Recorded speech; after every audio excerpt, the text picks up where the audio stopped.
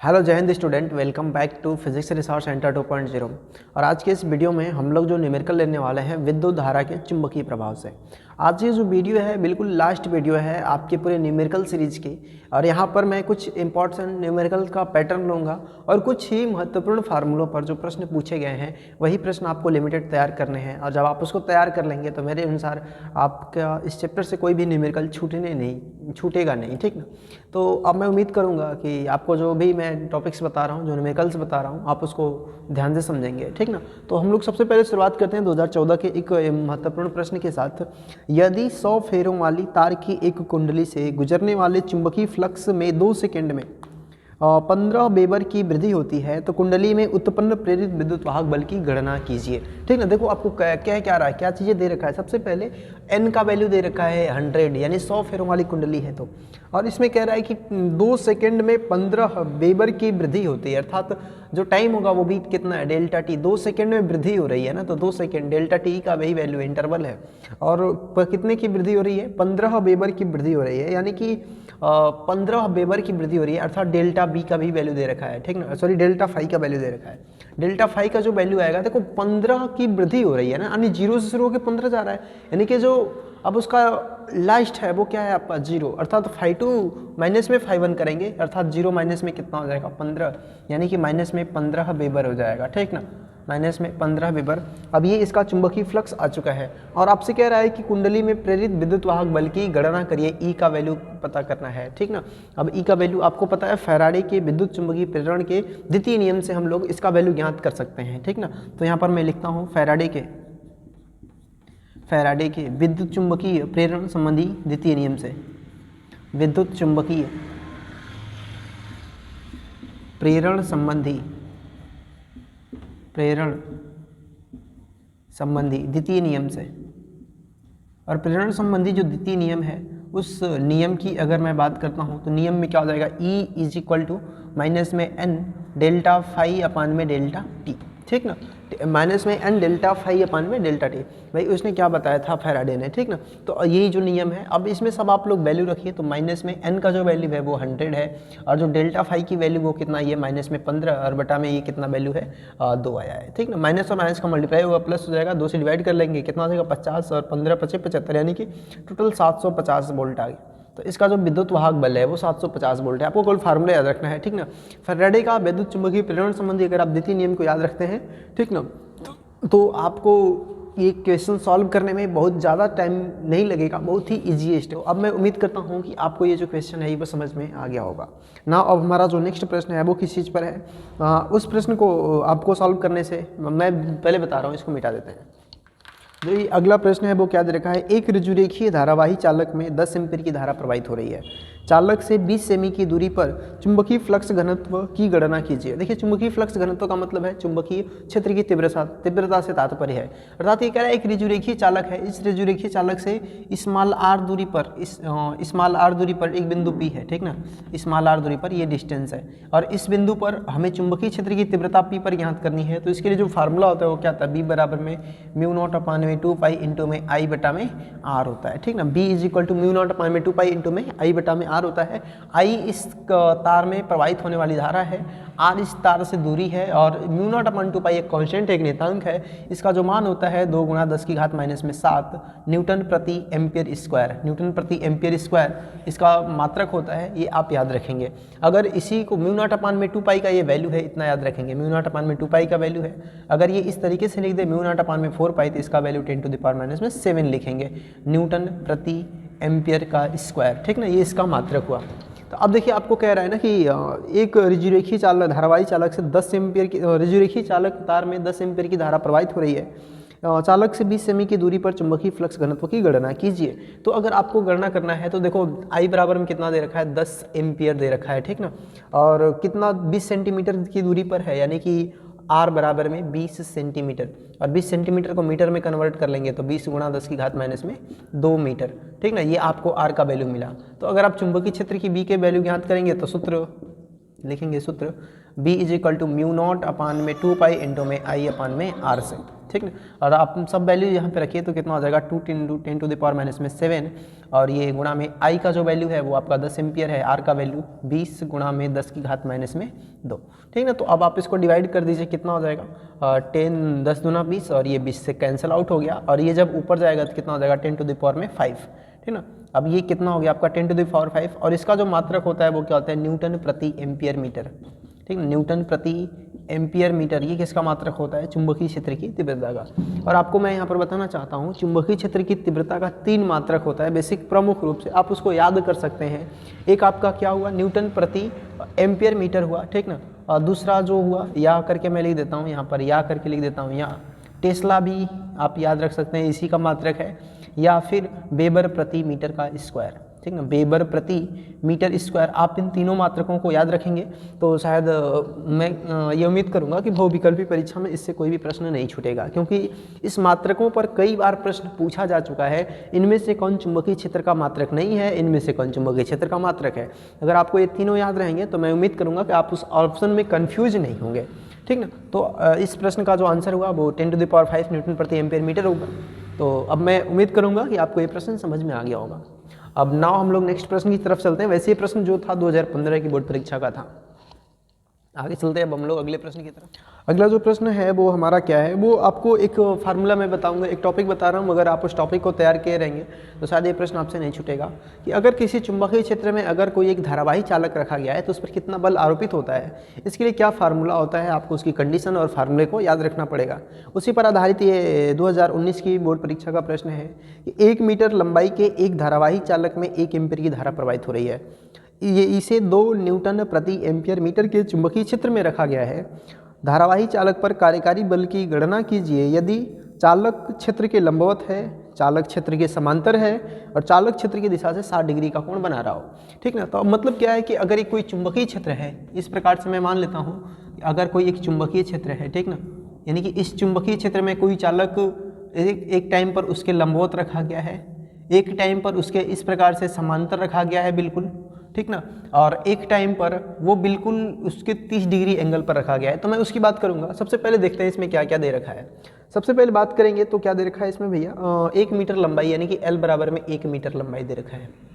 और इसमें कितना एम्पियर की धारा प्रवाहित हो रही है, 1 एम्पियर की धारा प्रवाहित हो रही है इस चालक में, ठीक ना। और इसमें जो चुंबकीय क्षेत्र कितना का है, B बराबर में 2 न्यूटन प्रति एम्पियर मीटर, 2 न्यूटन प्रति एम्पियर मीटर का जो है उसमें क्या उत्पन्न हो रहा है, चुंबकीय क्षेत्र उत्पन्न हो रहा है, ठीक ना। तो अब आपको कह रहा है कि चुंबकीय क्षेत्र इस पर धारावाही चालक पर लगने वाले बल की गणना कीजिए यदि, ठीक ना, यानी कि जो बल लग रहा है उसकी गणना करना है यदि में पहला कंडीशन क्या है कि चुंबकीय क्षेत्र के लंबवत है, यानी कि थीटा बराबर में 90 डिग्री। देखो भैया ध्यान से, ये आपका बी है चुंबकीय क्षेत्र और लंबवत होगा तो बिल्कुल ऐसे होगा, दोनों के बीच में कितना डिग्री का एंगल बनेगा, 90 डिग्री। इसलिए हमने क्या लिखा 90 डिग्री। और आपको पता है कि इसका जो सूत्र होता है वो क्या होता है, F बराबर में IBL sine theta, IBL sine theta से, ठीक ना। तो आप वैल्यू पुट करेंगे तो I का वैल्यू 1 और B का वैल्यू 2 और L का वैल्यू 1 और साइन 90 डिग्री और साइन 90 डिग्री और साइन 90 डिग्री का जो वैल्यू होता है वो कितना होता है, 1 होता है। तो आप सीधे इसको मल्टीप्लाई करेंगे तो कितना हो जाएगा 2, ठीक ना, 2 न्यूटन का बल लगेगा अगर वो चुंबकीय क्षेत्र के क्या है, लंबवत है, ठीक ना। तो पहले कंडीशन में। दूसरे कंडीशन में आपसे क्या कह रहा है, वो चुंबकीय क्षेत्र के समांतर है, ठीक ना, अर्थात उसकी बात करेंगे। ये देखो पहले का फिगर हो गया, दूसरे वाले फिगर बना देंगे कुछ इस प्रकार से, इसको भी बना दीजिए इस प्रकार से, ये बी हो गया। चुंबकीय क्षेत्र के समांतर का मतलब बिल्कुल इससे है। तो अब देखो इस चुंबकीय क्षेत्र के साथ इसका कितना एंगल बन रहा है, 0 डिग्री का एंगल बन रहा है ना। तो थीटा बराबर में कितना हो गया, 0 डिग्री हो गया। जब थीटा बराबर में 0 डिग्री हो गया तो एफ बराबर में यहाँ पर IBL और साइन 0 डिग्री, और साइन 0 डिग्री का जो वैल्यू होता है वो 0 होता है। तो एफ बराबर में कितना हो गया, 0 न्यूटन हो गया। अर्थात जब वो क्षेत्र की दिशा से समांतर रखा गया है तब उस पर कोई भी बल कार्य नहीं करता है, ठीक ना, उस टाइम पर उस पर 0 न्यूटन का बल लगता है। थर्ड कंडीशन में क्या बोल रहे हैं आपसे कि यदि चालक की दिशा क्षेत्र से 60 डिग्री का कोण बना रहा हो, सॉरी चालक क्षेत्र की दिशा से 60 डिग्री का कोण बना रहा हो, अर्थात कुछ इस प्रकार से करके, ये दूसरा वाला आपका फिगर हो गया, ठीक ना, ठीक ना, 60 डिग्री का कोण बना रहा हो तो कुछ इस प्रकार से करके आप चालक को बना दीजिएगा। और इसके साथ ये कितना डिग्री का है कोण बना रहा हो, 60 डिग्री का कोण बना रहा है। और जब चालक क्षेत्र की दिशा से 60 डिग्री का कोण बनाएगा तो थीटा बराबर में कितना लिखेंगे आप, 60 डिग्री। और जब थीटा बराबर 60 डिग्री लेंगे तो फिर से फार्मूले में रखिए F बराबर में IBL L साइन 60 डिग्री, ठीक ना। और यहाँ पर आप वैल्यू रखिए, कितना हो जाएगा, I का वैल्यू 1, B का वैल्यू 2 और L का वैल्यू 1 और साइन 60 का वैल्यू √3 में कितना होता है 2, 2 से 2 कैंसिल आउट हुआ, √3 का जो वैल्यू होता है 1.732 होता है, तो F बराबर में 1.732 न्यूटन आ गया, ठीक है। देखो कितना इजी प्रश्न है, और इससे इजी प्रश्न आपकी परीक्षा में क्या आ सकता है, जहाँ पर केवल आपको कोण का मान रखना हो और बाकी सारी चीज़ें आपके सामने पहले से परोसी गई हो, तो इससे बेहतर कोई सवाल नहीं हो सकता है। बेसिकली अगर आप इसमें चित्र भी ड्रा करेंगे तो आपके आंसर लिखने की जो क्वालिटी है ना, वो और भी ज़्यादा इंक्रीज होगी, तो बेहतर भी रहेगा। तो अब मैं उम्मीद करता हूँ कि आपको मैंने ये जो तीसरा प्रश्न लिया ये भी समझ में आया होगा। अब देखो बहुत सारे प्रश्न हैं इसी पैटर्न पर है, तो मैं शायद उन सबको रिलीज ऐसे छोड़ रहा हूँ, स्किप कर रहा हूँ। उसके बाद हम लोग अगले अपने मोस्ट ऑफ द इम्पॉर्टेंट प्रश्न की तरफ चलते हैं, जो कि एक महत्वपूर्ण कॉन्सेप्ट पर पूछा गया है। वो भी कॉन्सेप्ट है जैसे इस प्रकार का ये धारावाही चालक है, वो आवेशित कण है। तो सबसे पहले मैं इरेज करता हूँ, फिर उसके बाद आगे चलते हैं हम लोग। देखिए जो अगला प्रश्न है वो क्या दे रखा है भैया, कि 3.2 गुणा 10 की घात माइनस में 19 कूलाम से आवेशित कण 2 गुणा 10 की घात में 5 मीटर प्रति सेकेंड की चाल से 1 गुणा 10 की घात में 4 वेबर प्रति मीटर स्क्वायर के चुंबकीय क्षेत्र के लंबवत गति करता है, तो कण पर लगने वाले चुंबकीय बल की गणना कीजिए। देखो इस प्रश्न को सॉल्व, ये वैसे जो प्रश्न है ये 2016 की बोर्ड परीक्षा का है। इस प्रश्न को सॉल्व करने के लिए आपको एक टॉपिक याद होना चाहिए, एक टॉपिक आपको समझ में आना चाहिए। किसी भी चुंबकीय क्षेत्र में एक आवेशित कण की गति क्या होती है, उस पर बल लगता है तो उस बल का वैल्यू क्या होता है। बेसिकली इस वैल्यू को मैंने एक वीडियो में उसको क्या कर रखा है, प्रूफ करा रखा है कि ये वैल्यू कैसे आती है, तो आप जाकर के वहाँ से उसको देख सकते हैं। बाकी मैं अब इस प्रश्न को सॉल्व करता हूँ। तो चलिए सबसे पहले बात करते हैं कि क्या दे रखा है, कि चुंबकीय क्षेत्र की लंबवत गति करता है, कितने चुंबक, पहले इसका आवेश दे रखे हैं, आवेश कितना है 3.2 गुणा में 10 की घात में माइनस में 19 कूलाम, ठीक है, इसका आवेश दे रखा है। इसके अतिरिक्त इसमें क्या दे रखा है कि v बराबर, v का वैल्यू दे रखा है 2 गुणा में 10 की घात में 5 मीटर प्रति सेकेंड, ठीक ना। उसका उस आवेशित कण का वेग दे रखा है, कितना चुंबकीय क्षेत्र है b बराबर में, तो 1.0 गुणा 10 की घात में 4 वेबर प्रति मीटर का स्क्वायर, ठीक ना, वेबर प्रति मीटर का स्क्वायर, ठीक ना। ये चीज़ें आपको दे रखा है। आपसे कह रहा है कि अगर वो चुंबकीय क्षेत्र के लंबवत गति करता है तो थीटा बराबर में 90 डिग्री, और उस पर कण पर लगने वाले चुंबकीय बल की गणना करिए, अर्थात F बराबर में क्वेश्चन मार्क। तो भैया आपको बता देना कि इसके लिए जो फार्मूला अप्लाई करते हैं वो कौन सा फार्मूला अप्लाई करते हैं, सूत्र F = BQV sin थीटा से, VQV sin थीटा से इस फार्मूले का प्रयोग करेंगे। B का जो वैल्यू 1 गुणा में 10 की घात में 4 लिख देंगे, और Q का जो वैल्यू है वो कितना है 3.2 गुणा में 10 टू द पावर माइनस में 19, और जो V का वैल्यू है वो कितना है आपका 2 गुणा 10 की घात में 5, 2 गुणा 10 की घात में 5, और साइन 90 डिग्री, यहाँ पर साइन 90 डिग्री, साइन 90 डिग्री का जो वैल्यू होता है वो कितना होता है 1 होता है। तो बाकी अब हम लोगों को यही कैलकुलेशन करनी है, इसको करेंगे तो कितना हो जाएगा 6.4 हो जाएगा, और 10 की घात में 4 और 5, इसमें से 4 और 5 9 हो जाएगा, जब इसमें से घटेगा तो कितना हो जाएगा 10 की घात माइनस में 10, ठीक ना। और ये किस में आ जाएगा, न्यूटन में आ जाएगा, न्यूटन लिखा गया, ठीक ना, न्यूटन में आएगा। तो 6.4 गुणा में 10 की घात माइनस में 10 न्यूटन का बल लगता है इस आवेशित कण पर। तो आपको ये फार्मूला याद होना चाहिए। अगर आपको चुंबकीय क्षेत्र में आवेशित कण की गति का फार्मूला याद हो तो शायद आपको ये सॉल्व हो जाएगा, ठीक ना। नाउ अब हम लोग इससे नेक्स्ट प्रश्न पर चलते हैं कि इसमें अगला जो प्रश्न है वो कौन सा है, ठीक है। देखो अगला जो प्रश्न है वो इसी फार्मूले पर है, ठीक ना, परंतु उसमें थोड़ा सा अलग है, बस कोल एंगल वगैरह का वैल्यू रखना है, तो शायद मैं आपको बता ही दूंगा तो आपके लिए बेहतर होगा। एक प्रोटॉन 1600 न्यूटन प्रति एम्पियर मीटर के चुंबकीय क्षेत्र में 4 गुणा 10 की घात में 6 सेंटीमीटर प्रति सेकंड के वेग से प्रवेश करता है। प्रोटॉन पर लगने वाले बल के परिमाण की गणना कीजिए यदि वह क्षेत्र के लंबवत है, क्षेत्र के समांतर है और क्षेत्र से 30 डिग्री का कोण बनाते हुए प्रवेश करें, ठीक ना। अब देखो आपको क्या दे रखा है, अब ये प्रोटॉन है, और प्रोटॉन कितने के चुंबकीय क्षेत्र में रखा गया है, B बराबर में 1600 न्यूटन प्रति एम्पियर मीटर, 1600 न्यूटन प्रति एम्पियर मीटर के चुंबकीय क्षेत्र में प्रवेश करता है, ठीक ना। B का वैल्यू दे रखा है, और जो वेग दे रखा है वो कितना है 4 गुणा में 10 की घात में 6 सेंटीमीटर प्रति सेकंड दे रखा है। इतना आप वैल्यू याद रखेंगे। देखिए सेंटीमीटर प्रति सेकंड दे रखा है, और आप इस सेंटीमीटर को ऐसा करिए मीटर में कन्वर्ट करिए। जब तक मीटर में कन्वर्ट नहीं करेंगे आपका आंसर जो है मैच नहीं करेगा भैया, ठीक ना। तो देखो 1 सेंटीमीटर बराबर में कितना मीटर होता है, 1/100 मीटर होता है, ठीक ना। यानी कि 1 सेंटीमीटर बराबर में 1/100 या मीटर कह सकते हैं टोटल, या फिर आप इसको 10⁻⁻² मीटर भी कह सकते हैं। और जब आप इसके साथ इसको मल्टीप्लाई करेंगे तो 2 पावर कम हो जाएगी, तो 4 इंटू में 10 कितना हो जाएगा 4 मीटर प्रति सेकेंड। ये बी का वैल्यू आ जाता है, मीटर प्रति सेकेंड। और जो क्यू का वैल्यू है ना, वो भी आपको पता होनी चाहिए भैया। क्यू का वैल्यू जो है वो कितना है आपका, आवेश प्रोटॉन पर जो आवेश होता है 1.6 गुणा 10⁻⁻19 कूलाम, ठीक ना, ये आवेश होता है। अब देखिए आपको बल F की गणना करनी है और कितने स्थितियों में ज्ञात करनी है, 3 स्थितियों में। पहला जो है वो क्षेत्र के लंबवत है, अर्थात थीटा बराबर में 90 डिग्री का एंगल बना रहे। क्षेत्र के लंबवत होने का मतलब कितना, अगर ये चुंबकीय क्षेत्र है तो बिल्कुल उसके लंबवत ऐसे प्रवेश करता है, ठीक ना, ध्यान से मानना। अगर इस प्रकार से पूरा चुंबकीय क्षेत्र है उसका, तो कैसे प्रवेश करता है, बिल्कुल ऐसे प्रवेश करता है। तो थीटा बराबर कितना हो गया 90 डिग्री। जो फार्मूला आप यूज करेंगे, सूत्र F = बी क्यू भी साइन थीटा से, बी क्यू भी साइन थीटा से। तो अब फार्मूला में अब वैल्यू रखिए, बी का वैल्यू 1600 गुणा में क्यू का वैल्यू कितना हो जाएगा 1.6 गुणा 10⁻⁻19। जो भी का वैल्यू है वो कितना है 4 गुणा 10 की घात में 4, 4 गुणा 10 की घात में 4, और साइन 90 डिग्री, साइन गुणा में साइन 90 डिग्री।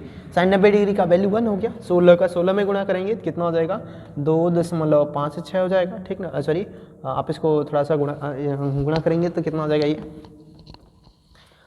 देखिए ऐसा करिए कि इसको मैं गुणा करता हूँ, पहले इस दशमलव को हटा देंगे और यहाँ पर 1 और ये 4 5 और इसमें से घट जाएगा 5, तो कितना हो जाएगा 14 हो जाएगा।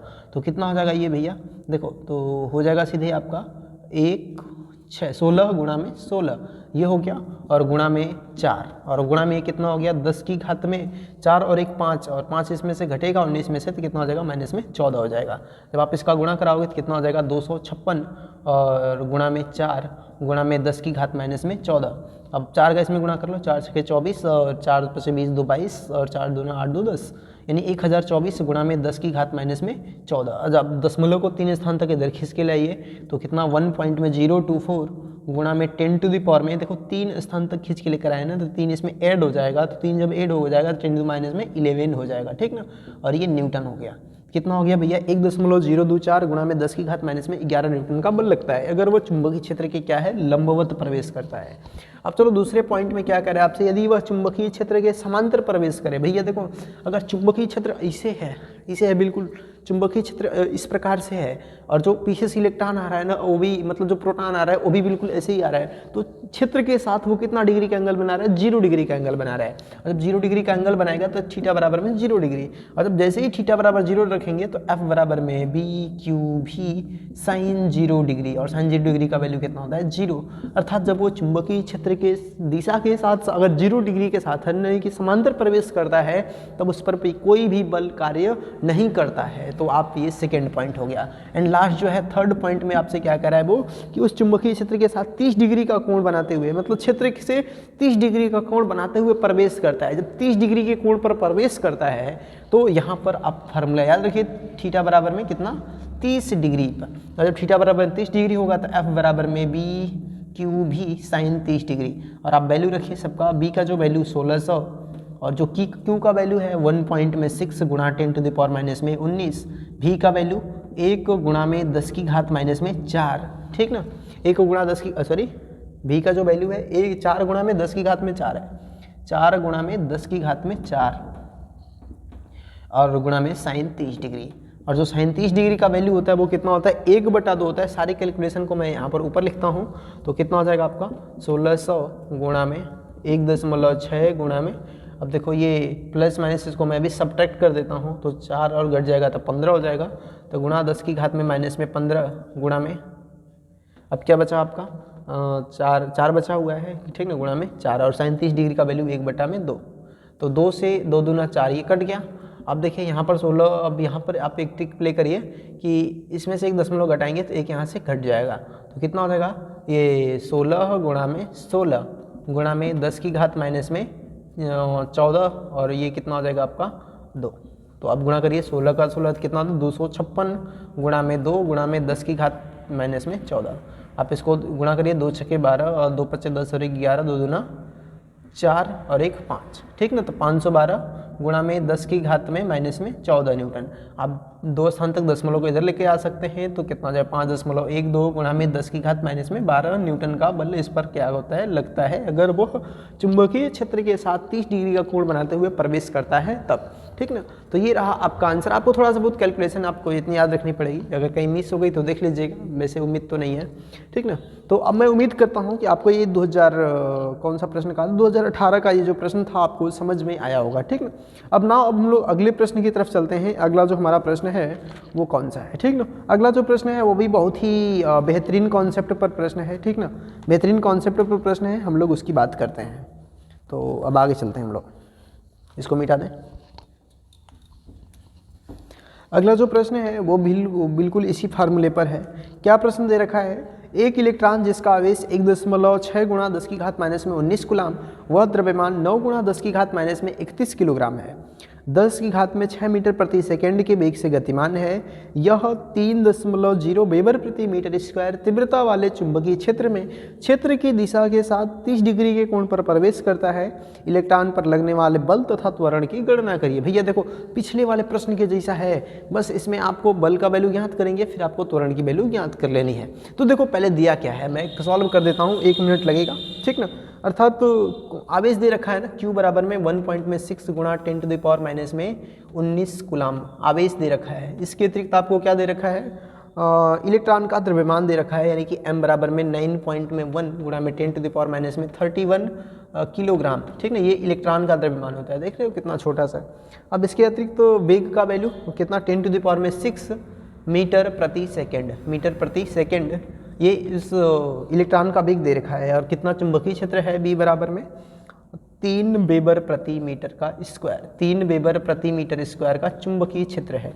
अब आप क्षेत्र की दिशा से 30 डिग्री के कोण पर क्या कर रहा है, वो प्रवेश कर रहा है। तो इलेक्ट्रॉन पर लगने वाले बल F की गणना करिए और उस पर जो त्वरण उत्पन्न हो रहा है उसको गणना करना है। तो सबसे पहले हम लोग सूत्र कौन सा प्रयोग करेंगे, सूत्र F बराबर में बी क्यू भी साइन थीटा से, बी क्यू भी साइन थीटा से।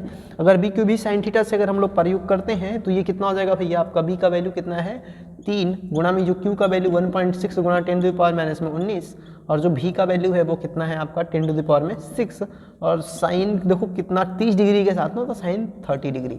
वैल्यू आप रखिए कितना हो जाएगा 3 गुणा में 1.6 गुणा में 10 की घात माइनस में 19 गुणा में 10 की घात में 6 और साइन 30 डिग्री का वैल्यू कितना है 1/2। आप ऐसा करिए कि इसको डिवाइड कर दीजिए और जैसे आप डिवाइड करेंगे तो ये कितना हो जाएगा 0.8 और ये 8 तरीके कितना हो जाएगा बबुआ 24। ठीक ना, तो कितना हो गया 2.4 इज इक्वल टू 2 पॉइंट में इसका गुणा करा दिए और ये कितना हो गया आपका 10 की घात में 6 में से 10 की घात में 6 और 10 की घात माइनस 19 दोनों को जब आप गुणा कराते हो तो कितना हो जाएगा 10 टू द पावर माइनस में 13 और ये आपका आंसर हो जाता है। इतना ही प्रेम देते हैं, ये आपका इतना न्यूटन उस पर बल लगता है। आपको क्या ज्ञात करना है, त्वरण ज्ञात करना है, तो न्यूटन की गतिविधि से द्वितीय नियम का प्रयोग करिए, F बराबर में ma से। ठीक ना, तो चूंकि इलेक्ट्रॉन का त्वरण जो त्वरण होगा क्या होता है भैया, A is equal to F बटा में M, ये फार्मूला F बराबर में M होता है। तो हम लोग वैल्यू, अब देखो F का जो वैल्यू है वो कितना है 2.4 गुणा में 10 की घात माइनस में 13 और जो M की वैल्यू है वो कितना दे रखा है 9.1 गुणा में 10 टू द पावर माइनस में 31 किलोग्राम। और जब आप इसको डिवाइड कर लोगे, ठीक ना, तो डिवाइड करने के बाद ये जो आपको वैल्यू मिलती है 2.67 गुणा में 10 टू द पावर में 17, ठीक ना, मीटर प्रति सेकंड का स्क्वायर। ठीक ना, ये आपको वैल्यूज मिलती है। तो अब मैं उम्मीद करता हूँ कि आपको ये प्रश्न समझ में आया होगा। तो ना अब मैं इसको इरेज करता हूँ। ठीक ना, बहुत ईजी प्रश्न था, बिल्कुल प्रश्न की तरह। ठीक ना, आपको केवल त्वरण A का वैल्यू प्राप्त करना था यहाँ पे। ठीक ना, ना जो अब हम लोगों का अगला प्रश्न है इससे संबंधित कौन सा हम लोग प्रश्न ले सकते हैं, ले सब 2015 का एक प्रश्न है, बिल्कुल इजी प्रश्न है, उसको हम लोग देखते हैं कौन सा प्रश्न है। क्या है 1000 फेरों वाली एक वृत्ताकार कुंडली 0.32 वेबर प्रति मीटर स्क्वायर वाले चुंबकीय क्षेत्र में स्थापित है। इसे 0.2 सेकंड के अंतराल पर, ठीक ना, 0.2 सेकंड के अंतराल पर क्षेत्र से बाहर कर दिया जाता है। कुंडली से संबद्ध चुंबकीय फ्लक्स में परिवर्तन की गणना कीजिए तथा इससे उत्पन्न विद्युत वाहक बल की भी गणना कीजिए। कुंडली का क्षेत्रफल 0.09 वर्ग मीटर है। ठीक ना, अब देखो क्या ज्ञात करना है। सबसे पहले आपको ज्ञात जो करना है ना वो भैया है विद्युत वाहक बल की गणना करनी है। विद्युत वाहक बल की गणना करनी है। आपको n का वैल्यू दे रखा है, कितना दे रखा है, 1000 दे रखा है, फेरे हैं। कितना चुंबकीय क्षेत्र है, तो B बराबर में 0.32 वेबर प्रति मीटर स्क्वायर, वेबर प्रति मीटर का स्क्वायर, ठीक है, इतना चुंबकीय क्षेत्र में स्थापित है। और इसमें जो डेल्टा टी का वैल्यू है ना, देखो 0.2 सेकेंड के अंतराल की बात कर रहा है, तो जो 0.2 सेकेंड का मतलब वो क्या है, अंतराल है, इंटरवल है, डेल्टा टी का वैल्यू है। अब इसके अतिरिक्त आपको कुंडली का क्षेत्रफल भी दे रखा है, ए बराबर में 0.09 वर्ग मीटर। अब कहोगे भैया ये कौन सा लोचा आ गया, देखो बबुआ लोचा नहीं है, जो ये फाई का वैल्यू याद कर रहे हो, चुंबकीय फ्लक्स ना, चुंबकीय फ्लक्स फाई का जो वैल्यू होता है वो कितना होता है, BA होता है, ठीक ना, क्या होता है, BA होता है। आपको इतना ही याद रखो, आगे जब आप इंटरमीडिएट लेवल पर जाओगे तो इसको अलग टर्म में हम लोग BA cos थीटा के टर्म में भी हम लोग समझते हैं, लेकिन पहले आपको केवल इतना ही समझना है। तो ये पहले प्रश्न को एक बार फिर से समझो क्या दिखा है, फिर उसके बाद मैं आपको समझाता हूँ क्या है। तो चुंबकीय मैं यहाँ से पढ़ता हूँ, 0.2 सेकेंड के अंतराल में क्षेत्र से बाहर कर दिया जाता है। जब क्षेत्र से बाहर कर देंगे तो उसका जो अंतिम चुंबकीय फ्लक्स होगा वो 0 हो जाएगा, ठीक ना। तो मतलब अब जो हमें प्रारंभिक चुंबकीय फ्लक्स होगा, अर्थात सीधे मैं लिखूंगा कि जो डेल्टा फाई का वैल्यू आता है वो कितना आता है, φ2 माइनस में φ1 आता है, φ2 माइनस में क्या आता है, φ1 आता है। तो अगर φ2 का जो वैल्यू है वो कितना हुआ, 0, और φ1 का जो वैल्यू होगा वो भैया कितना हो जाएगा, BA हो जाएगा, ठीक ना। φ1 का वैल्यू कितना हो जाएगा, BA। अब यहाँ पर आप वैल्यू रखिए, तो माइनस में B का जो वैल्यू है वो कितना है, 0.32 है, A का जो वैल्यू है 0.09 है। आप इसमें गुणा करिए तो 9 दूना 18 और 9 3 27, ठीक ना। और 2 4 स्थान पे दशमलव है तो आगे एक 0 लगा लीजिए, 0.0278 वेबर, ये किसका वैल्यू आ जाता है, चुंबकीय फ्लक्स का वैल्यू आ जाता है, ठीक ना। माइनस है तो आगे माइनस भी लगा लीजिए, तो यहाँ पर माइनस में 0.0278 वेबर आ जाता है चुंबकीय फ्लक्स का मान। अब देखो आपको मैं कहूँ ना कि फैराडे के फिर से विद्युत चुंबकीय प्रेरण संबंधी द्वितीय नियम का प्रयोग करिए, ठीक ना। फैराडे के विद्युत चुंबकीय प्रेरण संबंधी द्वितीय नियम से, विद्युत चुंबकीय प्रेरण संबंधी द्वितीय नियम से, प्रेरण संबंधी द्वितीय नियम से, ठीक ना। और जो सेकेंड नियम है वो सेकेंड नियम क्या कहता है, E = माइनस में n डेल्टा फाई बटा में डेल्टा टी, ठीक ना। तो माइनस n का जो वैल्यू है वो कितना है, 1000 है। डेल्टा फाई का जो वैल्यू है कितना है आपका, माइनस में 0.0278, और जो अपान में जो वैल्यू आ रही है डेल्टा टी की वो कितना है, 0.2, ठीक है। तो आप देखो जब आप इसको 1000 का गुणा कराओगे ना तो ये कितना हो जाएगा, 27.8 बटा में 0.2। तो जब आप इसको डिवाइड कर दोगे तो 278 बटा में कितना आ जाएगा, 2 आ जाएगा, और 2 एक कम 2, और ये कितना हो जाएगा आपका 2 3 6, और ये 2 9 18, यानी कि 139 वोल्ट आ जाएगा, ठीक ना। तो अब यहाँ पर जो विभवांतर आ जाता है वो कितना आ जाता है, 139 वोल्ट आ जाता है। एक बार 18 और 9 27, सॉरी यहाँ पर 28 होगा, ठीक ना। तो 9 3 27 और 0.028 होगा, तो यहाँ पर आप इसको सुधार लीजिएगा, 288 है, 288। और जब आप इसको डिवाइड करेंगे तो कितना हो जाएगा, ये आपका 144 हो जाएगा। तो जो अब उसमें विभवांतर उत्पन्न हो रहा है वो कितने वोल्ट का विभवांतर उत्पन्न हो रहा है, 144 वोल्ट का विभवांतर उत्पन्न हो रहा है। देखो भैया प्रश्न इजी है, बस आपको समझ में आना चाहिए, ठीक ना। ये जो प्रश्न था कौन सी सत्र का था भैया, 2015 की बोर्ड परीक्षा का था। अब हम लोग देखते हैं 2019 की बोर्ड परीक्षा और एक 2022 की बोर्ड परीक्षा का प्रश्न। देन आफ्टर मैं इस वीडियो सीरीज को यहीं पर एंड करता हूँ, ठीक ना। तो अब मैं उम्मीद करता हूँ कि आपको ये समझ में आ गया होगा। अब मैं इसे इरेज करता हूँ, ठीक है। देखो जो अगला प्रश्न है वो किस पर है, वो प्रश्न बिल्कुल इस फॉर्मूले पर ही है। 0.9 मीटर स्क्वायर क्षेत्रफल वाली एक कुंडली को 2 × 10⁻² वेबर प्रति मीटर स्क्वायर के एक समान चुंबकीय क्षेत्र में रखने पर कुंडली से बद्ध चुंबकीय फ्लक्स कितना होगा, यदि कुंडली का तल चुंबकीय क्षेत्र के अनुदिश हो, चुंबकीय क्षेत्र के लंबवत हो, ठीक ना। अब पहले बता चुंबकीय फ्लक्स किसे कहते हैं, चुंबकीय फ्लक्स किसे कहते हैं, अगर आपको पता हो तब शायद लगा लेंगे, ठीक ना। तो देखो किसी भी पृष्ठ के अभिलंबवत गुजरने वाली चुंबकीय बल रेखाओं की माप को चुंबकीय फ्लक्स कहते हैं, ठीक ना। तो अर्थात B और A यानी कि जो अगर उस एरिया का, यानी कि मान चलिए अगर ये कोई सरफेस तल है, ठीक ना, मैं कुछ इस प्रकार से मान लेता हूँ, तो इसके अभिलंबवत जितना भी प्रवेश करने वाली चुंबकीय बल रेखाएं होंगी ना, इस तल के अभिलंबवत, ठीक ना, तो इसका एरिया A है और ये क्या है, चुंबकीय क्षेत्र। तो इसके अभिलंबवत जितने भी क्षेत्र रेखाएं प्रवेश करने वाली होती हैं उनकी माप को हम लोग चुंबकीय फ्लक्स कहते हैं, ठीक है, यानी कि इस पृष्ठ से गुजरने वाली। अब बी और ए के बीच में एंगल क्या बन रहा है, क्या कोण बनता है, ठीक ना। अब उस कोण पे डिपेंड करता है कि कितना उसका चुंबकीय फ्लक्स होगा। तो ये जो वैल्यू आती है ना, सबसे पहले फाई बराबर में बी ए कॉस, इसको फाई बी भी कहते हैं, तो बी ए कॉस थीटा, ठीक ना। फाई बी बराबर में बी ए कॉस थीटा। अब आपके पास दे क्या रखा है, दे रखा है कि कुंडली का क्षेत्रफल है ए बराबर में 0.9 मीटर का स्क्वायर, और जो ए का वैल्यू जो मीटर स्क्वायर, ठीक ना, मीटर स्क्वायर। जो आपके पास बी का जो वैल्यू दे रखा है वो कितना है, 2 गुणा में 10 की घात माइनस में 2 वेबर प्रति मीटर स्क्वायर, वेबर प्रति मीटर का स्क्वायर, ठीक ना। देखो ये एरिया, इसका मात्रक मीटर स्क्वायर, इसका मात्रक वेबर प्रति मीटर स्क्वायर। तो अब पहला जो कंडीशन है इसमें वो क्षेत्र की, चुंबकीय क्षेत्र की दिशा की अनुदिश है, ठीक ना। और जब चुंबकीय क्षेत्र की दिशा की अनुदिश होगा तो थीटा बराबर में कितना होगा, 0 डिग्री होगा। जब थीटा बराबर में 0 डिग्री तो वैल्यू रखेंगे, तो फाई बी बराबर में बी ए और कॉस 0 डिग्री, कॉस 0 डिग्री का वैल्यू 1 होता है। बी का वैल्यू कितना है, 2 गुणा 10 की घात माइनस में 2, एरिया का वैल्यू 0.9 गुणा में 1, तो आप इसको गुणा करा दीजिए तो 1.8 गुणा 10⁻⁻² में 2 वेबर आ जाएगा, ठीक ना। अगर वो चुंबकीय क्षेत्र के अनुदिश है तो चुंबकीय फ्लक्स का वैल्यू 1.8 गुणा में 10 की घात माइनस में 2 वेबर होगा। अगला जो है क्या बोल रहे हैं, चुंबकीय क्षेत्र के लंबवत प्रवेश करे, ठीक ना। चुंबकीय क्षेत्र के जब वो लंबवत प्रवेश करेगा तो थीटा बराबर में 90 डिग्री होगा। तो यहाँ पर फाई बी बराबर में कितना लिखेंगे हम लोग, बी ए कॉस 90 डिग्री, बी ए कॉस 90 डिग्री, और जो कॉस 90 डिग्री का वैल्यू होता है ना वो 0 होता है। तो टोटल फाई बी बराबर में जो वैल्यू आता है आपको वो 0 आ जाता है। 0 क्यों आया भैया, देखो जब उसके 90 डिग्री प्रवेश करेगा तो इस कुंडली से कहाँ पे एक बी निकलेगा, कोई निकलेगा, गुजरेगी। पहले आप सोचो, ये ऐसे था तो 0 डिग्री था, लंबवत प्रवेश करने का मतलब ये कुंडली का सरफेस है बिल्कुल ऊपर से निकल जाएगी। जब ऊपर से निकल जाएगी तो क्या उसमें से कोई भी उस पृष्ठ से नहीं गुजरेगी, तो चुंबकीय फ्लक्स होगा ही कहाँ, ठीक ना। तो ये आपका रहा प्रश्न, और मैं उम्मीद करता हूँ कि आपको ये प्रश्न समझ में आया होगा। एक और प्रश्न है, ठीक ना, और मैं उस प्रश्न को सॉल्व करता हूँ, देन आफ्टर हम लोग फिर बात करेंगे, ठीक है। तो मिटा देते हैं। दे रखा है 2022 का प्रश्न है, इसलिए मैं बता रहा हूँ, क्योंकि ऐसा प्रश्न तो हम लोग पहले लगाए हैं, लेकिन बता देते हैं आपको।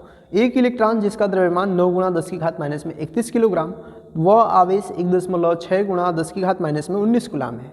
एक्स अक्ष के समांतर 3 गुणा 10 की घात में 6 मीटर प्रति सेकेंड के वेग से गति करता हुआ जेड अक्ष के समांतर कार्यरत 0.3 वेबर प्रति मीटर स्क्वायर के चुंबकीय क्षेत्र में प्रवेश करता है। इलेक्ट्रॉन पर कार्य करने वाले बल, त्वरण एवं बल की दिशा ज्ञात कीजिए। तो पहले आप देखिए क्या क्या वैल्यू दे रहा है, इसमें बल की दिशा ज्ञात करना है, इसलिए आपको बता रहा हूँ, नहीं तो बताता नहीं, ठीक ना। चलो सबसे पहले आपको m का वैल्यू दे रखा है 9.1 गुणा में 9 गुणा में 10 की घात में माइनस में 31 किलोग्राम, ठीक ना। ये वैल्यू दे रखा है इलेक्ट्रॉन का द्रव्यमान, और यहाँ पर जो q का वैल्यू है वो 1.6 गुणा 10 की घात माइनस में 19 गुलाम दे रखा है। इसके अतिरिक्त आपको क्या दे रखा है, एक्स अक्ष के समांतर, ठीक ना। वो एक्स अक्ष के समांतर कितने वेग से, v बराबर में 3 गुणा में 10 की घात में 6 मीटर प्रति सेकंड के वेग से प्रवेश करता है। सेकेंड, मीटर प्रति सेकेंड, 3 गुणे में 10 की घात में 6 मीटर प्रति सेकेंड। एक्सिस इस प्रकार से करके, ये आपका एक्स अक्ष, ये वाई अक्ष और ये जेड अक्ष। तो एक्स अक्ष के समांतर प्रवेश करता है कुछ इस प्रकार से, इसका वेग कितना हो गया, v हो गया, ठीक ना। इसका वेग कितना हो गया, v हो गया। तो इसके समांतर वो प्रवेश कर रहा है।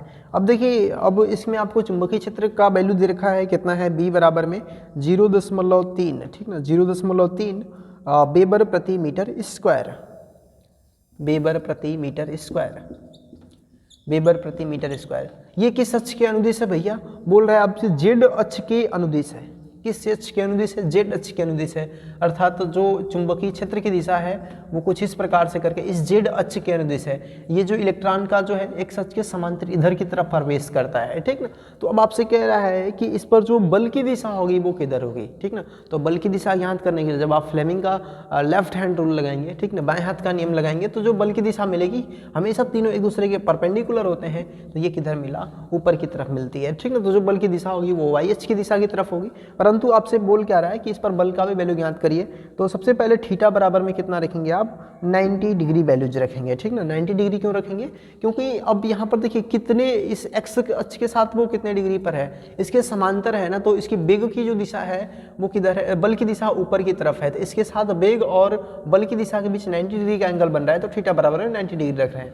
तो एफ बराबर में फार्मूला लगाइए बी क्यू भी साइन थीटा, और बी क्यू भी साइन थीटा, बी का वैल्यू रखिए कितना हो जाएगा 0.3, क्यू का वैल्यू 1.6 गुणा 10⁻⁻⁻⁰, और जो भी का वैल्यू है वो कितना है आपका 3 गुणा में 10 की घात में 6, ठीक ना। और साइन 90 डिग्री गुणा में साइन 90 डिग्री, तो इसका वैल्यू तो 1 हो जाएगा, और इसका कितना हो जाएगा 3 और 3 9 16 9 144, तो 144 1 पॉइंट में 4 गुणा में ये कितना हो जाएगा 6, और ये घट जाएगा तो 10 की घात माइनस में 13 न्यूटन का बल आ जाएगा। तो 1.44 गुणा में 10 की घात माइनस में 13 न्यूटन का बल आ गया।